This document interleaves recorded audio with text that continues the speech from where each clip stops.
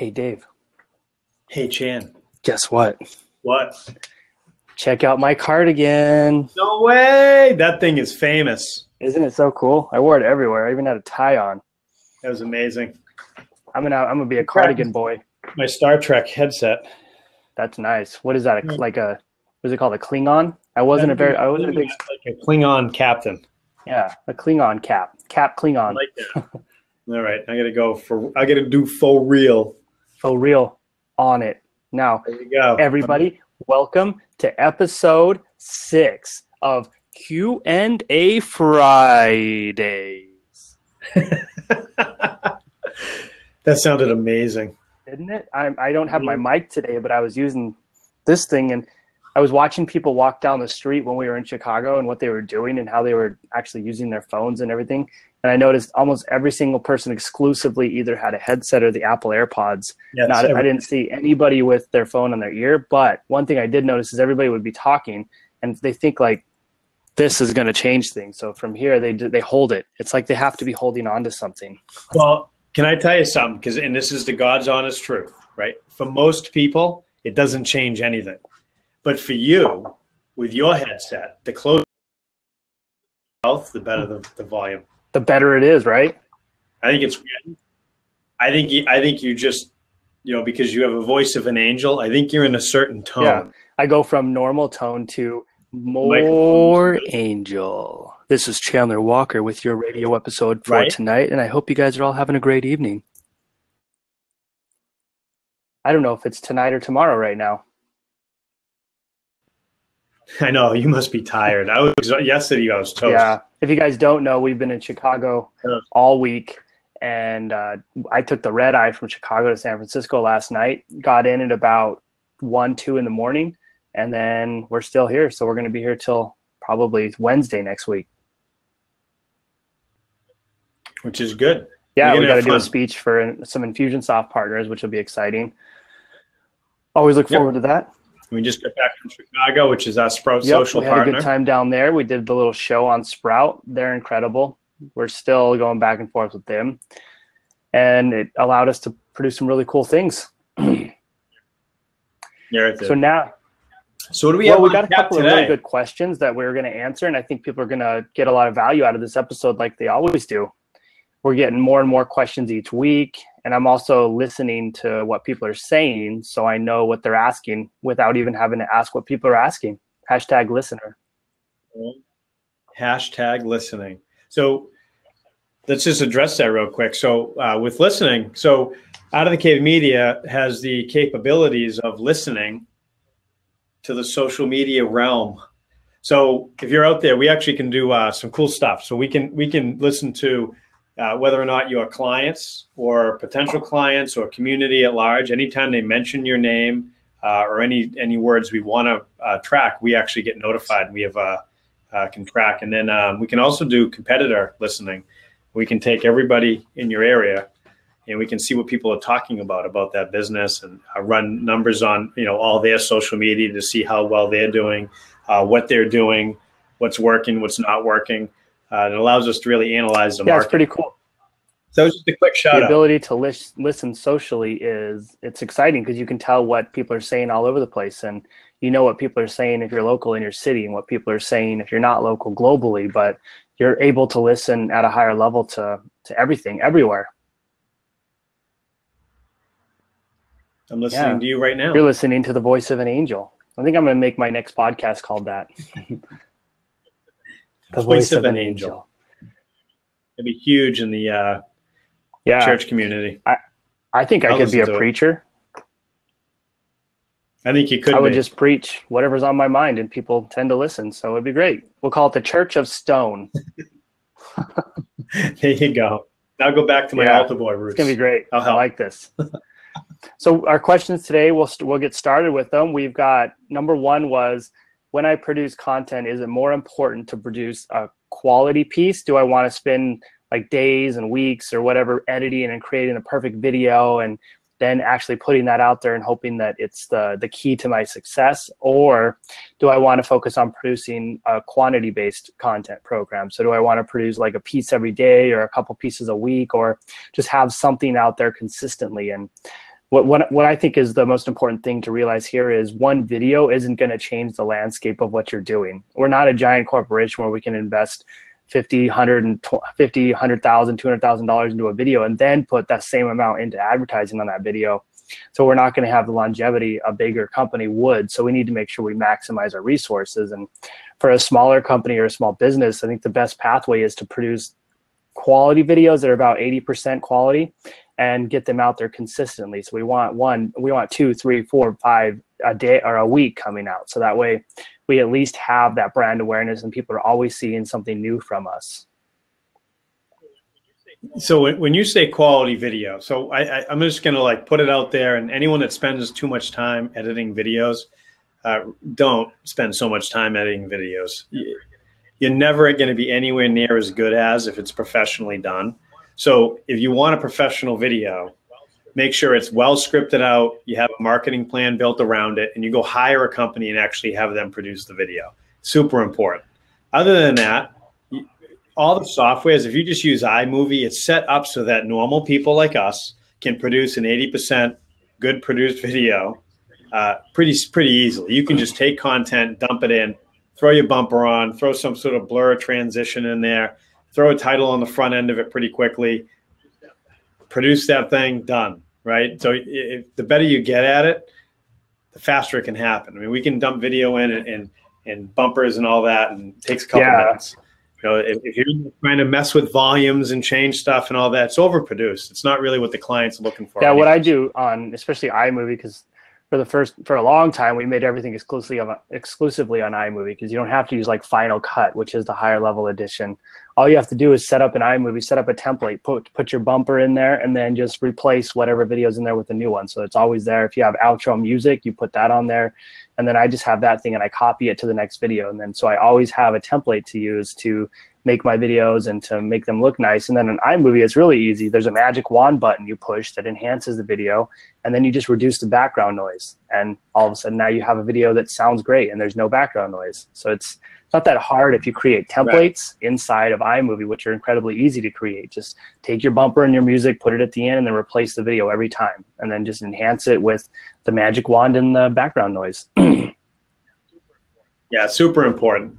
You know, and professional videos are good. I just say, you know, make sure, one, you have a really good brand and a brand story and something to actually push out. You know, you don't want to, I wouldn't go produce big videos if you're like, you know, we have a lot of gyms that we work with. If you're in a commodity market with the same name as everybody else, what you produce for content and the personality behind it is way more important than having a professionally produced video with that name on it. You know, don't even waste your time or your money. Spend more time on actually producing great content, getting your personality out there, your thoughts, your views. They'll pay much better dividends for the because long term. The ultimate way to connect with people is to tell a story, because when you tell a story, people like to hear it, they're interested in it, they're excited about it. So what we want to do is we want to tell that continuous story. Like you're saying, we want everything to build on the last piece and everything to build into where you want to be and everything to build to your ultimate goal. And if you watch the way like we produce content at Stone Age Fuel, everybody has a piece they produce, and it's like a mini series. Everybody has their episode, and the episodes just build upon each other. And then at the end of the year, we'll compile it into seasons, and we'll have like season 1 from this year, season 2 from this year, or spring fall season. So then everybody can watch the full season at once. And it's really neat to take that entire piece and that entire story and put it together at the end of the year, and you can see how it evolved, what it looked like, how it moved forward. And it's really cool to see a mini series come together and to see that storytelling actually come to life. Yeah, and I think there is such paralysis with producing content for people, and I know people we work with, we go through our whole process and we help them, you know, lay a lot of this out and come up with the ideas and the story. And then the hardest thing to do is, you know, I was actually just on the phone with somebody and they were saying that, you know, I have no leads and I know I'm supposed to produce content and do all this stuff. I just don't have time. And when you're looking at it, you're going, okay, so what don't you have time for? And it comes down to, wow, by the time I cut video and then I got to produce this thing and then it's been hours and then I'm tired, so I go to bed. And then I wake up tomorrow and I forget that I was even working on a video. So now I've just gone days and it just doesn't get done. And the key is, you got to produce content and get it out, right? So these days you can just hit a button, you can go live. You don't have to overproduce content. Just make sure that the more important thing is what is your actual long-term strategy? What is the story? How are you breaking this thing up? Get it scheduled out. Now you know what you're supposed to talk about. Then just execute. Then it's just law number one, right? Execute. Go live, talk about it. Doesn't have to be perfect. Make sure you're consistent with content. And then if you produce something that's just outstanding and out of this world and you can't believe how good it went, download it. And then you can put it on different channels and do all the extra work, and focus, maybe that's how you start. And don't try to bite off more than you can chew or overproduce content or anything like that. Just be simple with it, produce it, have fun with it.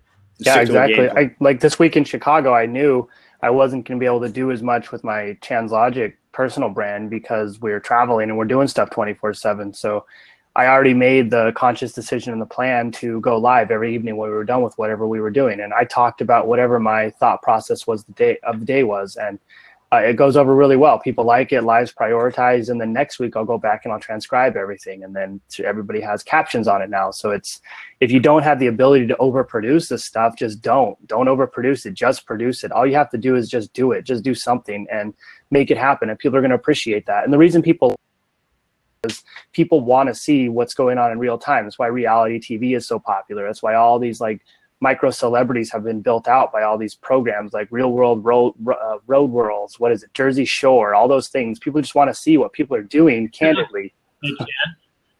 Cabs is here. Here we are, Gym Tan Laundry. So that's what makes live so popular, because it's candid. It's not overproduced. There's nothing added to it. It's just you talking off the top of your head and not so scripted. And if you can't make the video, put the bumper on it, download it, then upload it to 9 different things, just prioritize what you can do. Just go live, put it on Facebook, and then like you were saying, pull it off, put it on YouTube, pull a chunk off, put it on Instagram. And now you can use if you don't, right? Then just don't do it. Just focus on Facebook as your main goal, or whatever your main platform is. Like you can go live on Instagram and it saves it now. So you can do live there. You can go live on YouTube, Periscope, whatever it is that we've decided that the attention is focused on, just focus on that platform exclusively. And if you look at the strategy for Out of the Cave Media, everything funnels into our podcast. Like this show goes live every day, all over the place on every platform available. And then we funnel it into our podcast and we drive everybody to the podcast because we know people are more likely to listen than watch what we're doing, even though our faces are beautiful. Yeah, I mean, we what's the try? I know we're doubled down on it. So we got the good looks and our voices are angelic. But what would be our trifecta? Ooh.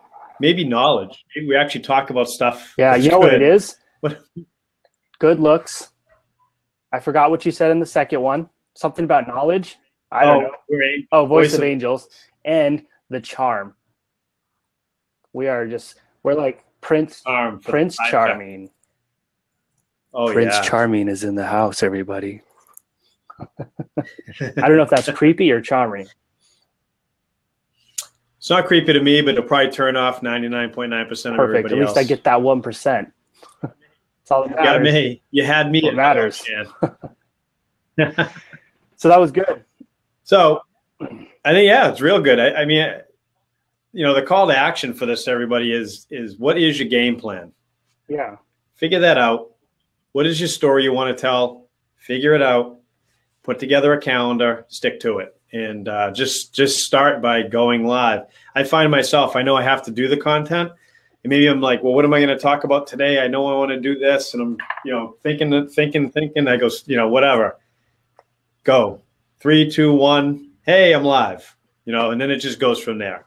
And I think the key is we see a lot of content out there and people try to mimic it. So it's like, oh, this is working for this guy. I'm going to try that.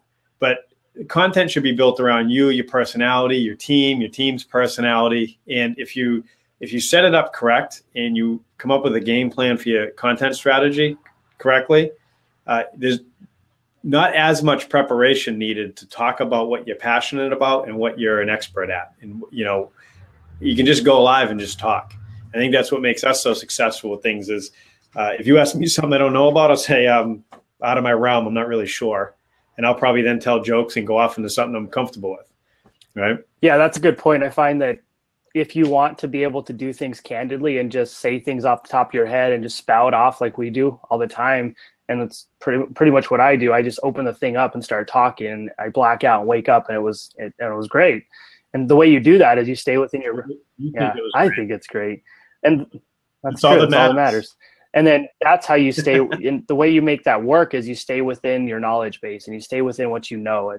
I'm not going to try to delve into something I don't understand or I'm not good at, because I won't be able to talk about it. I'm going to talk about exclusively what I know and what I know well. And if someone asks me a question that's outside my realm, it's going to be, I haven't dove into that very heavily, but I might in the future. But I don't want to put myself into a spot to where I start tripping over words and I'm trying to figure out what to say, because I don't necessarily understand the context behind what's going on. And that's the key. Number one, just actually do something, go live, make it happen, start talking. And number two, stay within your realm. Don't try to dive outside of what you know, because that's when it turns into a disaster. Yeah. And I'd say, here's a good strategy. So say you're going to get into something you don't know, right? I'm going to give you a strategy for this. So the cool thing about, I think, knowledge at this point in the internet, in careers and all this is, if you want to be something in this world, you can be anything you want to be, for the most part. I know people would argue with that one, but if I want to, become an expert in a certain topic and I'm really passionate about it, but maybe I'm just getting started with it, you can go live every day, but only go live talking about what you've learned for the day. What, it could be, what have I been working on in my quest to become an expert at this thing? And then, it won't take very long. Could take 6 months, a year, 2 years. You've established yourself as the expert as you're learning. So there's a way to tell your story, and it could even be the story of you learning, right? Learning the expertise, really diving into it. Yeah, and people really like it when you document your journey and document what you figured out along the way. It's why we have like Minute with the Interns at Stone Age School. It documents the whole journey and the evolution of the people. And if you just went live and your segment was today I learned, and you just talk about what you learned and just express your thoughts, people are going to appreciate that, and they're going to see you evolve as not only a person, but they're going to see you evolve as a business owner and evolve as your personal brand evolves and whatever your thoughts and feelings are. And people are going to really like that, and they'll follow it over time, and then they'll see where you changed and ask you questions based off that. And we have a lot of people who follow our Barbell Club exclusively to see the kids grow up, and they watch the kids grow up for years in the gym. And every time we put videos up of the kids, they'll comment like, man, he's grown so much. Look at him now. It's incredible. Can we, with our listening tools, can we identify, certain people we don't want doing that? Yeah. I don't know if we want people following kids growing up. Yeah, weirdos. Yeah, it's huge, and that's what you want. You got to document your journey. If you can't create consistent original content, just document what your journey looks like, what you're learning, and where you're going, and that's your reality TV show. Yeah, and that's what people want. And I remember from the gym business years ago, it was always an interesting concept when someone would work really hard to be a trainer in the business, really hard. And you'd see, if they came from the community in the gym, you'd see this thing where like their existing peers would, not all of them, but it always happened where it'd be like, oh, I heard that Chandler is going to start being a trainer here. And you're like, oh yeah, he's been working really hard. He's hitting certifications. He's been doing a lot of interning, working with experts. He's finishing up college now for it. And then the response is, I'll never listen to him because I've been doing it longer. And you're going, yeah, but he's been on this journey. He's been learning. He's really special and great at his craft. But they don't see that. No one sees the hard work people put in. So I think it'd be really cool if there's something you're passionate about, document that journey, because then it allows the world to see the effort you're putting in the journey. And it's not always easy, and but they'll see your progression, and then they'll see you as an expert kind of at the end, or at least ahead of them in the journey. As long as if you're one day ahead of someone in the journey, you have something to offer. Yeah, exactly. There's nothing worse. There's nothing worse. Hey, I hear an echo. Oh, it's gone. So there's nothing worse than hearing either we've always done it this way or I've been doing it longer. Both of those, to me, when they say that, I say, okay, that's cute, but why does that matter? Where is the context behind what you just said, and how do we make that like something I should care about?